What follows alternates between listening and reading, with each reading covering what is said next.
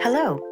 In this video, we'll review the steps to make sure your account is set up and ready to go for the next tax season.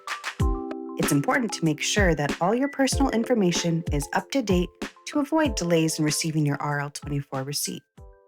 Let's get started. First, make sure that your account owner's personal information is up to date. Make sure your address is correctly entered and saved under the Members section here in the address box.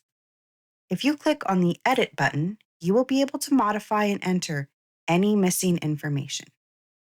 Next, scroll down to Other Information and make sure you've entered and saved your SIN number.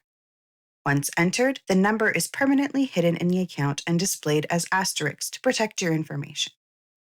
If you are registered with multiple organizations, select which ones can confirm you have saved a valid SIN number by scrolling further down in your profile to Forms by Organization, Other Information for this organization.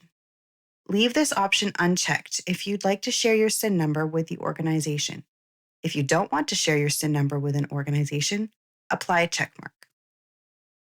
If you need to add or update a contact for your child, you can do so in the child's profile under Forms by Organization, then Contacts.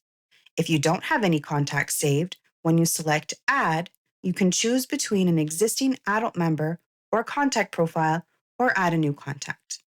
If you saved your SIN number under your member profile, you can simply select your name from the drop-down list. When you select Add a new contact and enter all the required information, it's possible that this contact may need to receive some or all of the RL-24 tax credit. This is normal and can be changed.